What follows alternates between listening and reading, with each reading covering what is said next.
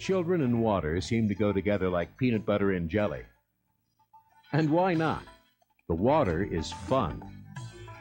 But if you think swimming is fun, wait until you try the great activities that dive stores and resorts have to offer. Activities like snorkeling, Scuba Rangers, supplied air snorkeling, or even scuba diving. But water activities aren't all just fun and games. Each new activity presents its own set of risks. You see, the water is not our natural environment. The air is. So each time you enter the water, there is a risk of an accident that may lead to an injury or even death. Before you begin your new water adventure, there are some risks that you and your parents must be aware of and understand.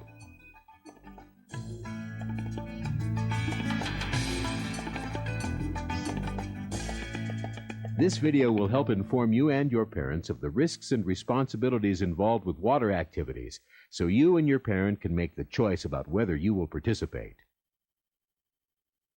The training agency, dive facility, and dive leader, which offer these activities, cannot make this decision. The training agency is responsible for providing quality educational materials, while the dive facility and leader are responsible for making sure each activity is supervised and is as safe as possible. The agency, facility, and dive leader are not trained to make decisions about the medical and mental fitness of children. That's the responsibility of you and your parents, and your doctor if necessary. Just like swimming, these water activities require good physical and mental fitness. That doesn't mean you have to be a super athlete, but it does mean you need to be strong and healthy.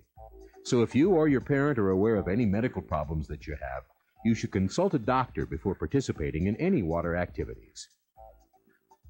And since these activities take place in the water, you need to know how to swim. You don't have to be a great swimmer, but you have to be comfortable in the water.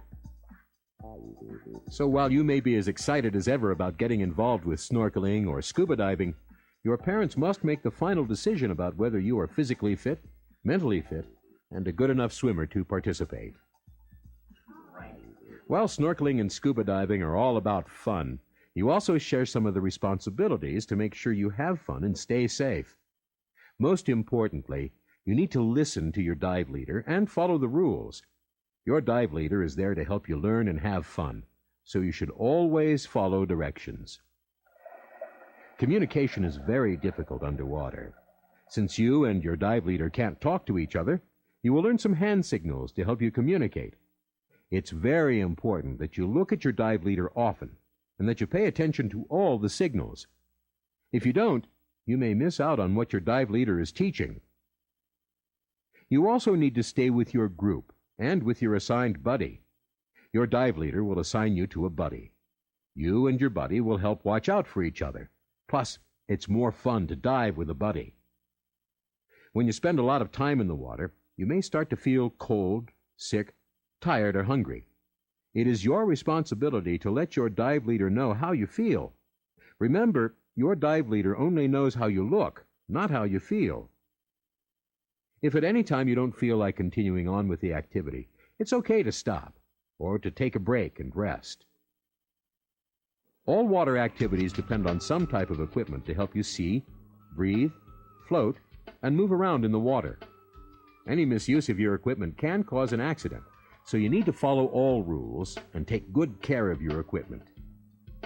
If you are lucky enough to get to snorkel or scuba dive in the ocean, you need to remember that some of the plants and animals can sting or bite.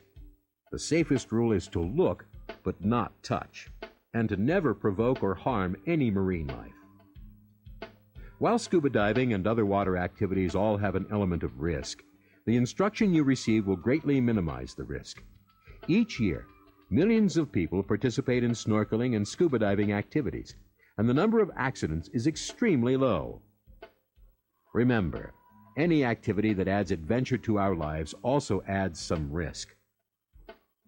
Although the risks can never be completely eliminated, if you take your responsibilities seriously by following the rules, listening to your dive leader, staying with your dive leader and buddy, letting your dive leader know if you're cold, tired, or sick, not abusing or misusing your equipment, staying away from marine life, then you'll certainly increase your chance for safety and a fun time.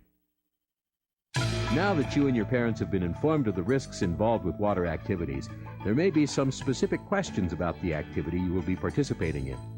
You and your parents should talk with your dive leader before signing the parental statement and starting the activity.